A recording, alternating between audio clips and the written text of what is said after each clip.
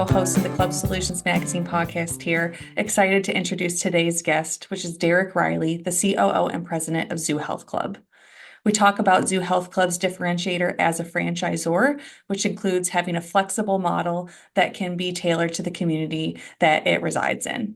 We also talk a lot about industry trends, including hormone replacement therapy, GLP-1s, recovery, and more.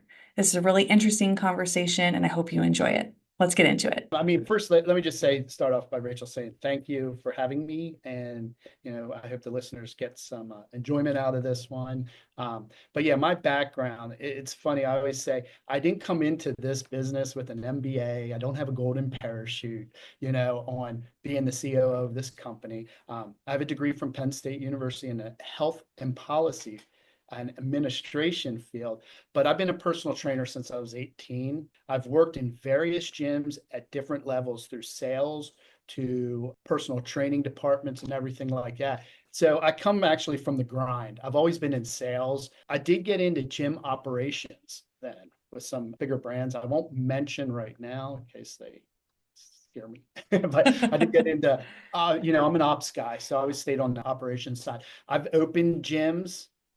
I've worked with private equity firm that has taken over bankrupt gyms and sent me in to redesign. I basically learned everything from the floor up. I reestablished staff, I reestablished personal training departments, but that hands-on experience of what I've done has given me a real lens in what actually works because I've been in multiple brands. And now as the acting COO of the Zoo Health Club, my foundation, I'm focused on building a franchise that just doesn't scale, I always say, but it serves. Okay. And this means our systems are tight, our brand is real, and our franchisees aren't left hanging. And that kind of tailored me into what the Zoo Health Club was when I got here. It wasn't really, I would say, a failing brand. I will never say that, but it was a very stagnant brand. It was a gym. And there's gyms, and gyms are gyms. It needed a little pivot. There was not a lot of checking out what's going on in the industry and kind of integrating Adapting. into ours. So when I got here, I was just like, I just said, okay, this is what we need to do. I'm a research nerd. I'm actively in the gym. I go to all the competitors' gyms, not just to see what they're doing, but just because I like working out. I go to different gyms, go to my gym, and it's just always been part of my life. So Yeah, love it.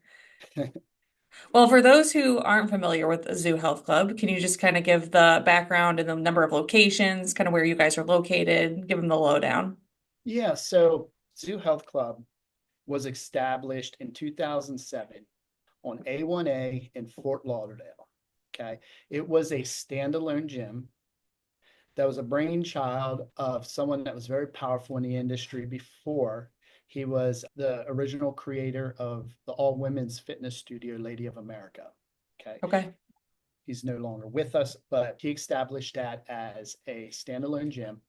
2010 is when he decided to start franchising. Okay. Now, it was founded with one clear mission. I do know that it was to create a powerful gym experience without all the red tape. Okay. They didn't want a bloated, overly corporate model. He dealt with that with Lady of America. All right. So he didn't want that. They wanted something that was more agile and something that allowed access to people that are very passionate about the fitness industry or passionate about people, things like that. He wanted the impact for them to be able to own and operate a gym. Okay.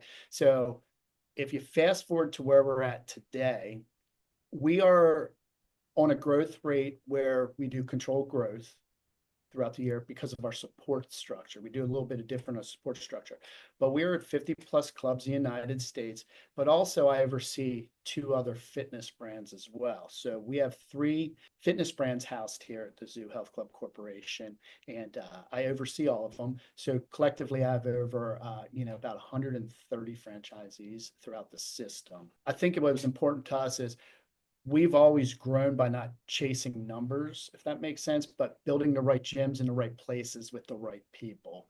In my personal life, I've started multiple businesses, which I've sold. But prior to that, I was at a corporate job and it wasn't in the fitness industry.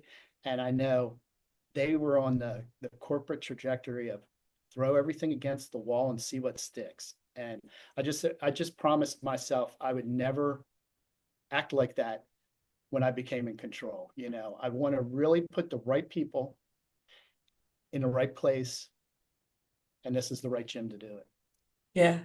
Tell me a little bit more about being a brand that doesn't necessarily have red tape, because I know that you guys have, kind of a flexible franchise model. So just tell me about what that means for the franchisee and how that is a key differentiator for you all. Yeah, this is my most exciting aspect. Look, most gyms will sell you a box. Okay, that's what franchising is. Same layout, same square footage, same everything. Doesn't matter if it's in Atlanta, Georgia, or the small town of Mobile, Alabama. You know, we sort of flipped that whole idea. Okay, because I always said, hey, what works in Atlanta, Georgia is definitely not going to work in Mobile, Alabama. So why are these brands forcing upon 30,000 square foot gyms in these territories? It's not fit to the territory. So with that being said, I unraveled that type of system that we were kind of running with here and converted to a fully customizable model. Now, what that means for the flexibility aspect is we help franchisees design clubs that fit their territory, not the other way around, if that makes sense to you. So we got clubs, believe it or not, Lantana, Florida, we have a 5,000 square foot zoo health club. And Concord, New Hampshire, we have a 30,000 square foot zoo health club. And then, of course, we have everything in between. Some are focused on parts of functional training in their gym. Some are focused on, have a really heavily scheduled group fitness. Some have boot camps within them. Some of them have one of our biggest aspects that I started last year was to integrate the holistic wellness into the gym as well. So they have a lot of them have the integrated wellness services, and it just provides flexibility. That's kind of like our superpower here at Zoo Health Club. All we ever tell the franchisee getting involved is, as long as it doesn't jeopardize the brand, let's sit down and discuss what your ideal gym would look like in your community, and let's build it out under our brand. And that's kind of what we ended up doing. And Rachel, the good thing is we're still founder led. Okay. And that means we're fast, we're responsive, and we're willing to evolve. There's no bloated organizational chart here. It's just real support. So, being founder led gives us a lot of maneuvers. I sit down and draw out people's dreams of gyms all the time with them. And that's what gets them really vested in, because I'm telling them, this is our brand. Your vision goes under our brand. All right. So for me, other than the color palette and the logo of what that's a branding opportunity for us, our colors, but and the logo. Other than that, I really truly don't want every one of my zoo health clubs to look like the other. And I believe me, and for your listeners to understand, I've spent years in marketing as well. I understand brand identity, but I also believe in giving someone that has the investment capital in a smaller town a shot at opening up a gym that they want to do without forcing a rigid 30,000 square foot model. Yeah. It's just not feasible for that community. And that's kind of what the differentiation factor is. So we always say, hey, we're fully customizable under our brand. Let us know what you are thinking about your gym. Yeah. And is that why you, only take on a certain number of franchisees per year, because you do have to be a little bit more on hands-on in terms of working with them to figure out how to bring that to fruition? Yeah, and that's correct. And I got big design teams and I got big contracting teams and everything like that. But the main point is we have a large support structure, but it's not all housed at our corporate center here in Fort Lauderdale. I have franchisees that are training teams all across the country. In fact, we have two zoo health clubs that we consider our training centers for franchisees to go to. They don't come to corporate, sit around the boardroom table, get all flashy and listen to all these talks from people in management and get all these manuals. We take them and send them straight into the gym. They go on the floor with the team. We do our training in that type of style and that atmosphere. It really just catches on. It puts them in the gym, you know. You talked a little bit about the importance of tailoring everything to a specific community. So anything more that you want to share on that and why that's important or what that looks like in practice? Yeah, here's, I always say this, Rachel, community is not a marketing strategy.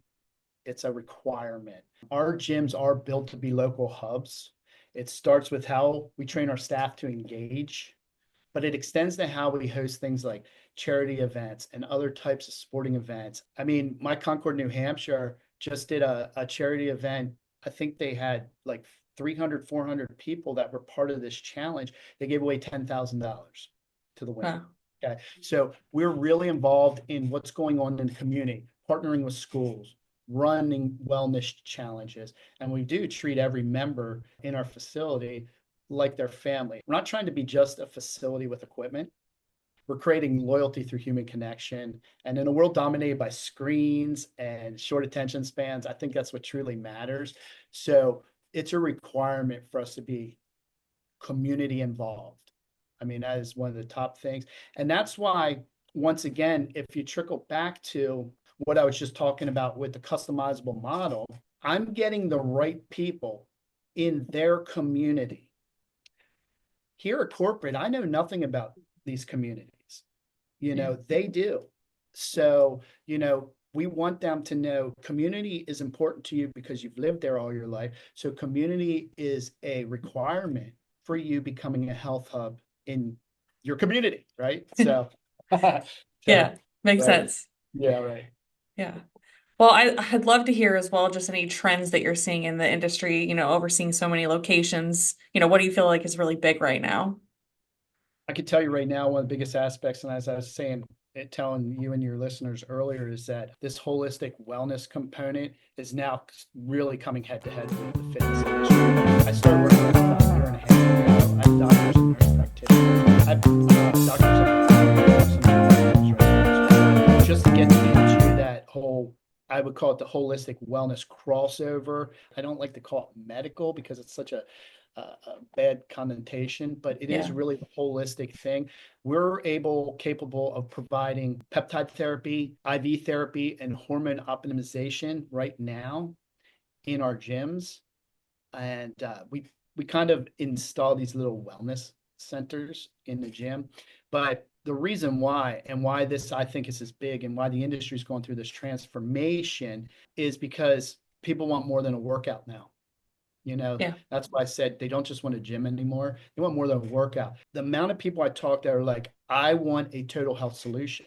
I know nutrition's part of it. I know working out's part of it, but menopausal women that are in the gym and they're struggling, there's the hormone optimization. It's just important. So we're capable of doing the blood work and the hormone panels and everything like that. So I think that's one of the top things. I think you're going to start seeing, I don't want to say that I was the innovator of it, but I was calling on this about a year and a half ago. And I was like, this is going to be big. Want to Oh, say before too. you move on, I was going to say Yeah. the hormone therapy is very interesting to me. I actually just listened to a podcast with Dr. I think it's Marie Claire. She's one of the top menopause doctors in the US, and it's kind of crazy to think about how underserved women of that age have been in terms of hormone replacement therapy. There's some reasons for that, but they've since found that worries surrounding hormone replacement therapy were unfounded or misplaced.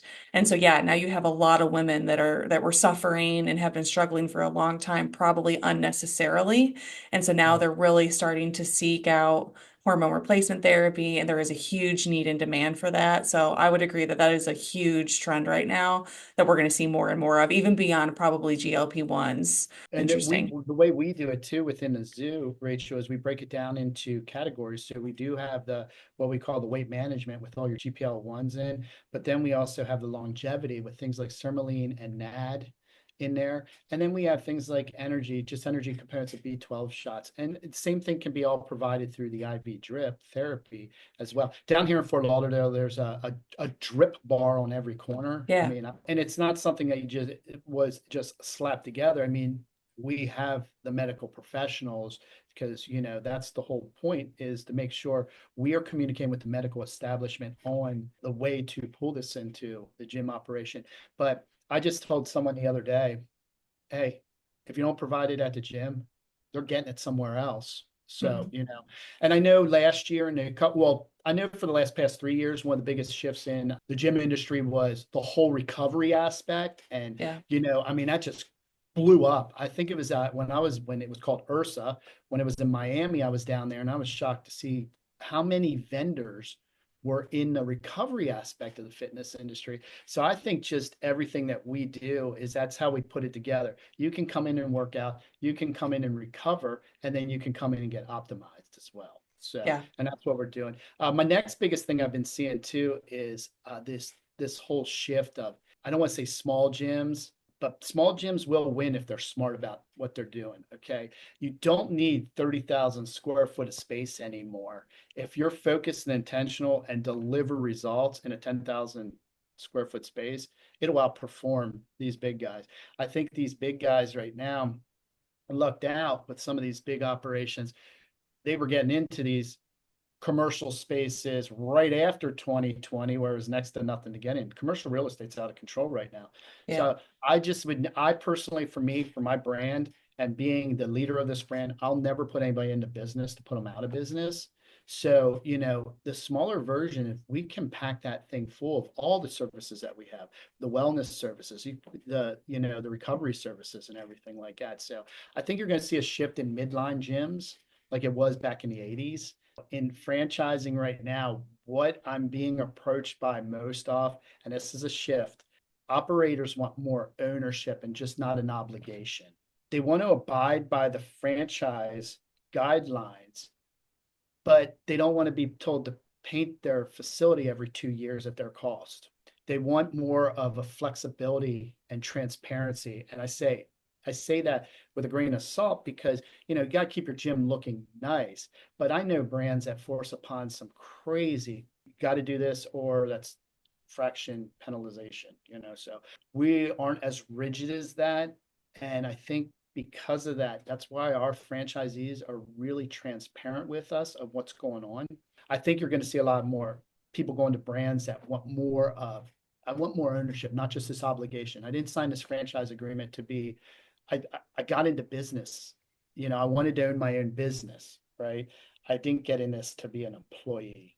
So, but Yeah. that's what I see. Those three things. Yeah. Makes sense. Well, to end, any advice for other operators right now or listeners who may be tuning in? Yeah, so my advice right now, most people think growth in a gym is about marketing hacks or sales tricks, and it's not. Growth right now is about consistency. It's who's consistently doing the same things over and over. Yes, it may get bored, but consistency, what plays out. It's all about building rock solid systems, tracking those real KPIs, and not getting bored with the excellence of being the consistency. I tell our franchisees all the time, before you scale, build the machine, nail your product, dial in your member journey, lock in your process, then replicate that. And if you scale chaos, I tell them you'll regret it. But if you scale Yeah. consistency, you'll win.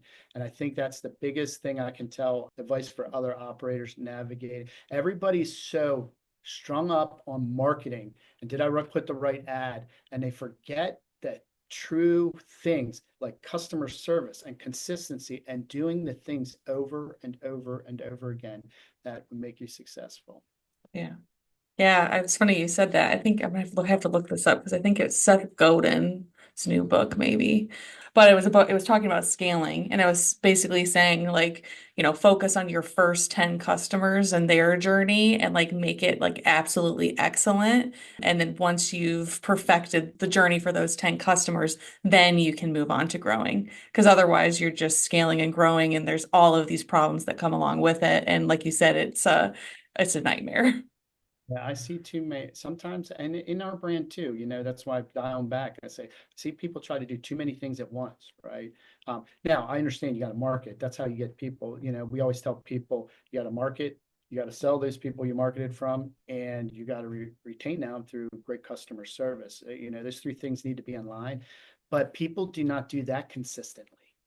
Yeah. You just those three simple steps. I mean, this isn't, that whole adage. This isn't rocket science. It's not. It's like you market to get memberships. Those people come in, you got to sell those memberships, and you got to keep them. So give them a good experience.